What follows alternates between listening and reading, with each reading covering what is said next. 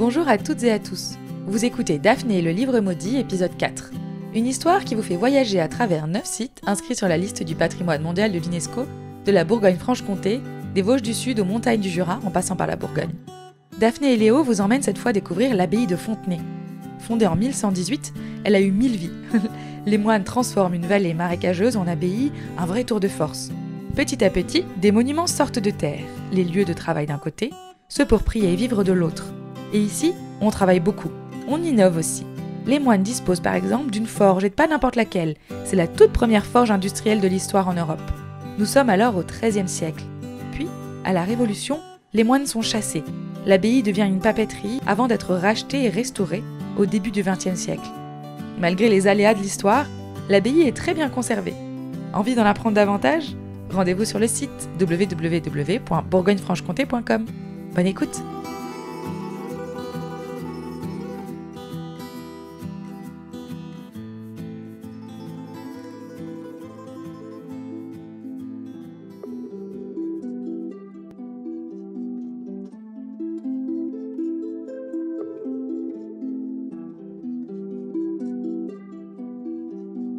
De la pulpe du doigt, tu toucheras. De la pulpe du doigt, le sort se propagera. La chair deviendra pierre, et le furteur se figera. Pour un jour ou pour toujours, seule la magie le dira.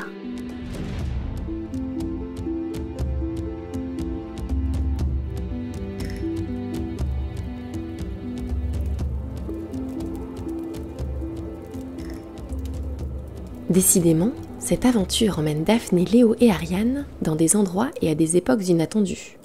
Propulsés à la citadelle de Besançon, notre trio a découvert une forteresse truffée de soldats. La raison ? Daphné, Léo et Ariane ont voyagé dans le temps et atterri au XVIIe siècle. Une aubaine quand on sait que l'ingrédient à trouver n'était autre que la plume de Vauban, l'ingénieur militaire qui a imaginé les lieux. Le personnage, quoique peu avenant, a fini par leur offrir. Malheureusement, Daphné n'a pas eu le temps de la saisir que le panache s'est envolé comme une délicate bulle de savon. Elle semblait guider nos aventuriers et aventurières quelque part. Mais où ? Dans un premier temps, jusqu'à une galerie souterraine secrète. Tandis que la poursuite continuait, une flèche placée sous une torche a dévoilé un indice. Daphné et ses amis se dirigent vers la forge et les jardins. Ceux de la citadelle de Besançon ? Bien sûr que non. Où alors ? Un peu de patience, car au terme d'une course effrénée, la plume s'arrête enfin. Elle se heurte contre le bois d'une lourde porte, se cogne, encore et encore. On dirait qu'elle tente de passer au travers du battant. Sur la pointe des pieds, Daphné s'approche doucement. Elle la capture entre ses paumes, sans la serrer, et chuchote. La cajole, comme elle le ferait avec un animal craintif. Ça va aller, je te tiens. J'ai compris où tu veux nous emmener. Maintenant, tu peux te reposer. Bientôt, la plume s'apaise et s'immobilise. D'un signe de la main, Daphné indique à Léo de se rapprocher, lui emprunte son sac à dos et y glisse la plume, non sans lui avoir murmuré quelques mots rassurants. Léo, je garde le sac si tu es d'accord. Bah non, c'est mon sac. Tu n'avais qu'à prendre le tien, proteste le garçon. Il est de plus en plus lourd à mesure que nous trouvons des ingrédients. On pourrait se donner le tour pour le porter. Ah oui, tu as raison. C'est une bonne idée. Maintenant que tout le monde est sur la même longueur d'onde et que l'ingrédient de la potion a été récupéré, Daphné n'a plus qu'une hâte. Découvrir ce qui se cache derrière la porte. Un anneau en métal, un peu rouillé, fait office de poignée. Daphné tire dessus, étire encore et encore. Rien ne bouge. Ariane et Léo accourent pour l'aider. 1, 2, 3, du nerf ! Rien. C'est alors que Daphné a une idée et pousse sur le ventail, la partie de la porte qui est censée pivoter. Ça fonctionne. La porte s'ouvre en frottant légèrement sur le sol. Les trois amis en passent le seuil. Daphné tombe presque nez à nez avec un haut mur, dispensant une ombre bienfaisante. Léo commence à en faire le tour, bientôt rejoint par Daphné et Ariane. Le garçon s'est arrêté devant une nouvelle porte. Une porte surmontée d'une fenêtre arrondie. Dites donc, elle est drôlement petite cette porte, constate-t-il. C'est sûr que si tu la rapportes aux dimensions du bâtiment, elle pourrait presque passer inaperçue. Un peu plus loin, de nombreuses constructions, coiffées de toits rouges et érigées dans la même pierre blanche que celle que les enfants et Ariane admirent, se dressent. Autour, de vastes étendues vertes serpentent tels d'épais tapis végétaux. Léo les observe d'un œil presque gourmand. Il s'avance vers l'herbe, enlève ses chaussures et se met à faire la roue. Bientôt, Daphné hilare limite. « Daphné, Léo, revenez !» Allez Ariane, rejoins-nous! S'exclame Léo. Et après, on ira tremper nos pieds dans l'eau! Ajoute-t-il en montrant le bassin, couronné par une fontaine aux airs d'amas rocheux. Non, non, allez-y, défoulez-vous quelques minutes. Mais s'il vous plaît, ne vous rendez pas dans l'eau. Pourquoi? Tu as peur qu'il y ait un requin? S'amuse Daphné. J'ai lu qu'on en trouve que dans la mer. Ici, on ne risque rien. Mais non! Ronchonne Ariane en haussant les épaules. C'est juste que nous sommes dans une abbaye, pas à la piscine. Ah oui, tu as reconnu où nous sommes? Demande Léo un peu essoufflé.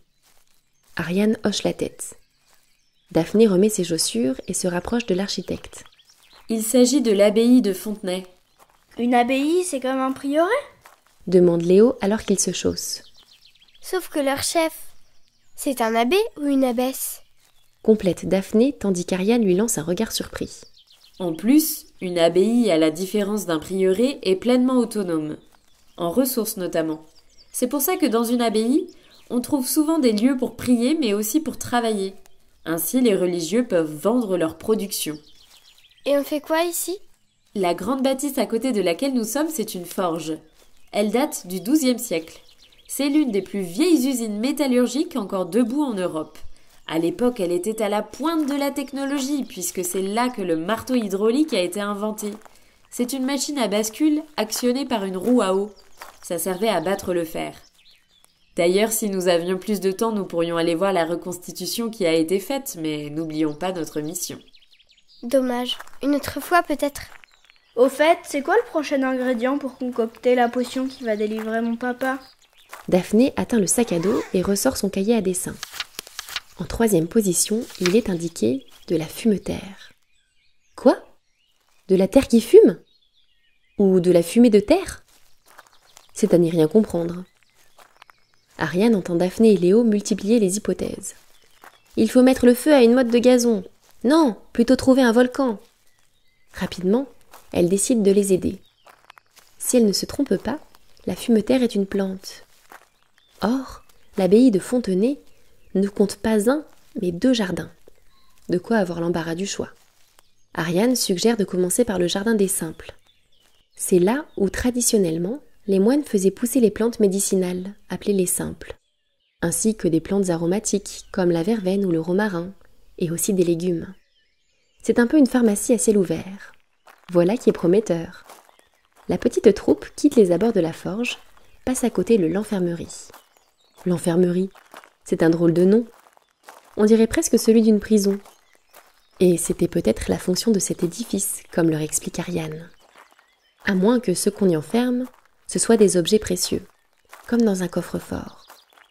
Daphné, Léo et Ariane longent ensuite la salle des moines, une pièce longue de 30 mètres, dans laquelle les religieux travaillaient le cuir ou recopiaient des livres.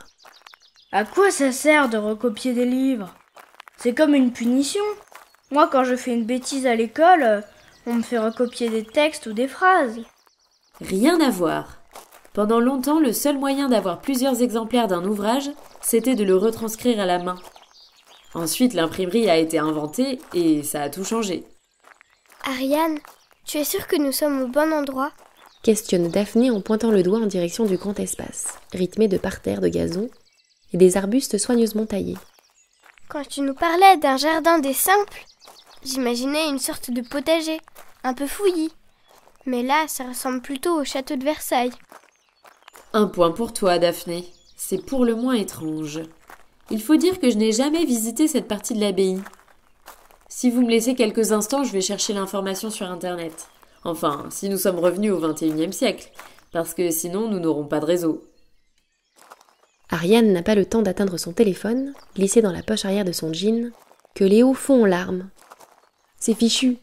La potion ne sera jamais terminée à temps et le père de Léo sera complètement transformé en statue. Quelques instants plus tard, Daphné remarque un lièvre qui surgit des fourrés. L'animal, bien que sauvage, ne semble pas effrayé par la présence de 3 humains. En fait, il se rapproche d'eux, jusqu'à se mettre sur ses pattes arrière, les oreilles dressées.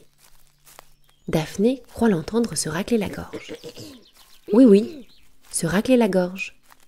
Sauf qu'elle en est certaine. Un lièvre, ça ne se racle pas la gorge. Peut-être est-ce Ariane ? Lorsque cela recommence, Daphné, médusée, fixe l'animal. Pardon, mes allergies me jouent des tours. Je pensais que ça se terminerait avec le printemps, mais non, rien à faire. Ça me chatouille. Et encore, le pire, ce sont les éternuements. Vous parlez ? Balbutie Daphné. Cela va sans dire, c'est le cas de tous les animaux. C'est juste que nous n'avons pas forcément envie de discuter avec les 2 pattes. Les 2 pattes ? S'informe Léo dans un sanglot. Oui, vous, là, les humains. Pourquoi faire une exception aujourd'hui ? Je n'aime pas entendre pleurer. Ça me rend triste. Encore plus triste que d'avoir des allergies. Bon, j'ai cru comprendre que vous cherchiez le jardin des simples. Oui, pour trouver de la terre qui fume. De la fume-terre. Corrige gentiment Daphné. Ah, pas de bol. Le jardin a été réaménagé depuis un moment. Depuis ce que vous appelez la Seconde Guerre mondiale. Mais comment va-t-on faire alors ? Mais pas besoin de jardin quand on a la nature. Elle est pleine de richesses. En plus d'être magnifique, il suffit de savoir où chercher. Et moi, je sais. Suivez-moi. Le lièvre bondit agilement pour s'éloigner du jardin. Bientôt, Daphné, Léo, Ariane et lui arrivent sur un petit chemin un peu boueux, en bordure de forêt. Au milieu des herbes folles, de délicates fleurs roses et pourpres émergent. Disposées en épis, les pétales dansent sur leurs fines tiges, comme autant de ballerines parées d'un tutu. Léo s'accroupit pour en récolter quelques-unes, tandis que Daphné remercie leur nouvelle amie. Son aide a été si précieuse, elle aimerait beaucoup lui offrir quelque chose ou lui rendre un service. L'ami tranche. Il leur demande de leur faire une promesse. Respecter la nature et en prendre soin. Après tout, c'est sa maison, mais aussi la leur. Daphné, Léo et Ariane s'y engagent avec le plus grand sérieux. Satisfait, le lièvre les quitte dans un concert d'éternuements. Tandis que Daphné croque rapidement le portrait du lièvre en marge de son cahier, Ariane en profite pour jeter un coup d'œil à la liste d'ingrédients. Le prochain, de l'or blanc. Un nom très poétique pour un aliment qui, aujourd'hui, permet d'assaisonner les repas. Selon toi, de quoi peut-il s'agir ? Indique ta réponse en commentaire.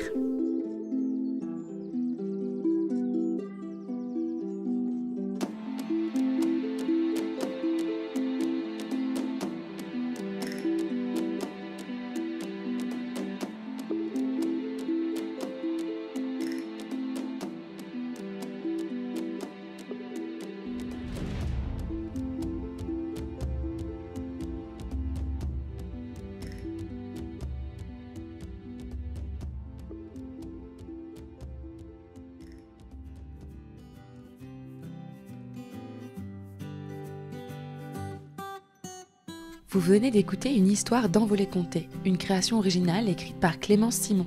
Pour nous soutenir, mettez-nous 5 étoiles sur Apple Podcast et rejoignez-nous sur Instagram. À très vite!